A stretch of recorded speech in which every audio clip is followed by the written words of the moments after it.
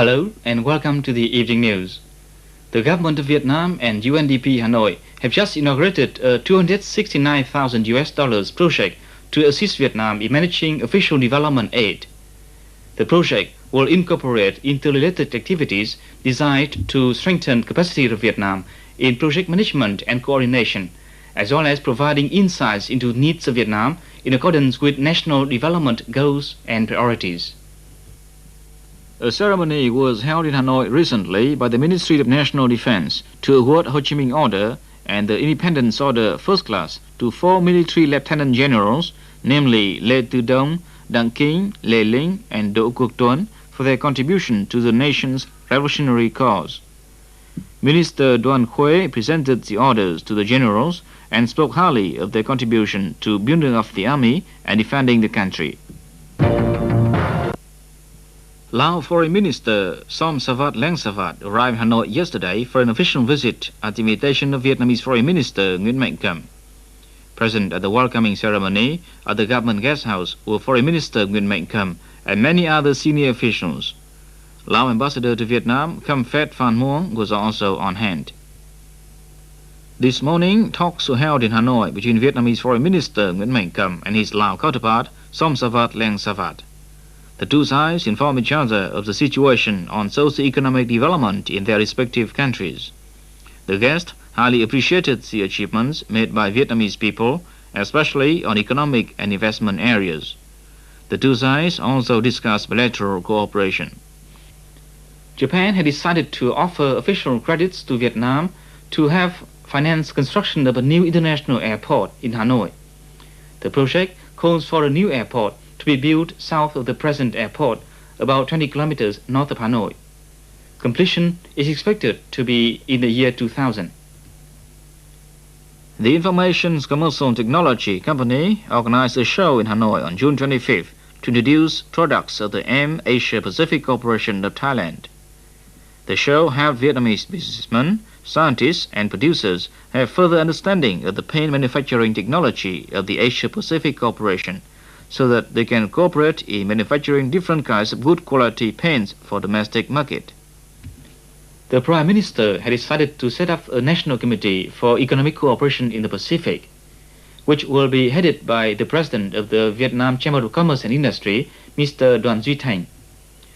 The committee will participate in the work of the Pacific Economic Cooperation Council, which comprises 21 member committees. The formation of the Vietnam Committee for Pacific Economic Cooperation conformed to the country's policy for the economic cooperation in the Asia-Pacific, the construction of Vietnam, as well as the strengthening of the trend for stability, cooperation, and prosperous development in the region. A course on capacity building for leaders of construction, water resources, and transport service of various provinces and cities was held recently, with a view to increasing the construction quality control. This is in implementation of the project codenamed VIE 88017.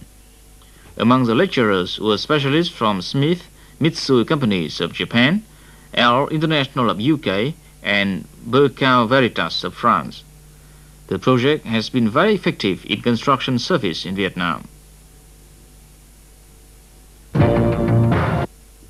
The Ministry of Water Resources and Morrison Canoe de Sand Company of the United States held in Hanoi today a seminar on Vietnam's requirements and MK's capacity.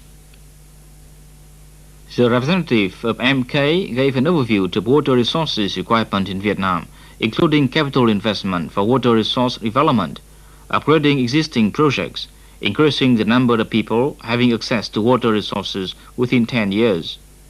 The seminar is to find out the best way for cooperation on water resources development in Vietnam. Despite unfavorable natural conditions, people in the mountain province of Sơn La in the past 3 years have applied intensive rice cultivation while increasing the production of maize and soybean. Thanks to hybrid maize strains, in 1993, the province yielded 3.5 tons per hectare, doubling that of the previous year. The yield of soybean also increased by 0.6 tons per hectare. These short-term and high-yield soybean strains are widely introduced in the province. The Ministry of Education held a conference from June 20th to 26th to review the implementation of a project codenamed RAS 013 on the eradication of illiteracy among women and girls. Representatives from UNICEF, UNDP and UNESCO attended the conference.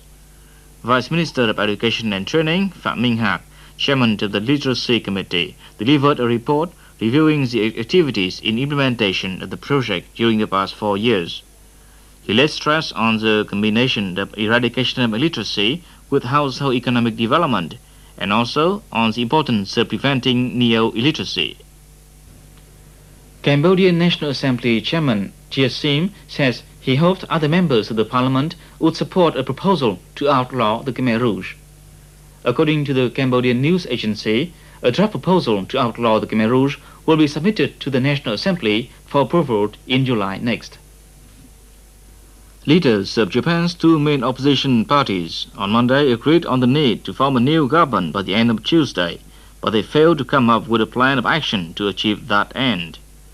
The Liberal Democratic Party, the biggest opposition group, and the Social Democratic Party agreed that the two parties bear great responsibility to get the current political turmoil under the control. Palestinian ministers held the first meeting of the new authorities on the Gaza Strip on Sunday to review progress in self-rule. The session was to be followed by the meeting with representatives of the World Bank on the disbursement of international aid to the Palestinians. Ukrainian presidential and regional elections on Sunday appeared to be attracting a high level of interest among Ukrainian voters, with about 40% of the almost 38 million registered voters having voted by noon local time. The heaviest turnout was registered in the nationalist west of the country. In his election day appearances, President Leonid Kravchuk, a leading candidate in the race, underlies one of the central issues of the campaign: Ukraine's often complex relationship with Russia. Russian peacekeeping troops in the disputed region of Abkhazia inside Georgia were welcomed by the Russian Deputy Foreign Minister and the townspeople of Gali on the Abkhazian side of the front. Under the peace agreement signed between Georgia and secessionist Abkhazia last month, around 33 Russian peacekeepers have been sent to patrol the Tuguri River, the natural border between Georgia and Abkhazia, and to provide security guarantees for the return of the 250,000 Georgians who fled last year's fighting. A convoy of 15 jeeps and other military vehicles arrived in the southwestern Rwandan border town of Siyangugu on Sunday to reinforce the French intervention force in the Central African country. The controversial French operation aimed to prevent the killings of more civilians in the civil war encountered no resistance from rebels of the mainly Tutsi Rwanda Patriotic Front. Northern Yemeni forces killed 16 civilians, including 4 children, and wounded 45 in heavy shelling of the southern port city of Aden on Sunday.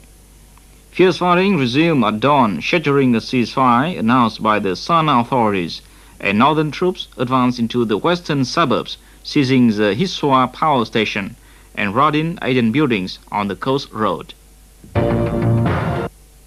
Haiti's exiled president says he is opposed to a U.S. invasion to restore him to power, in an abrupt shift from his usually ambiguous statements about such a move.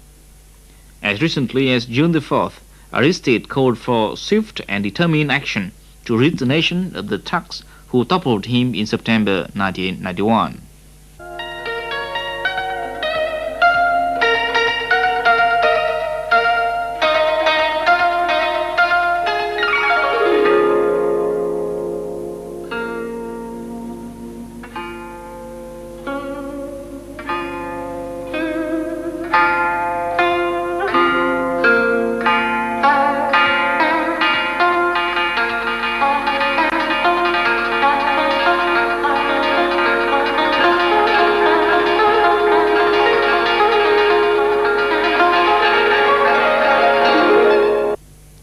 And that's the end of tonight's bulletin. Thank you for joining us. Goodbye.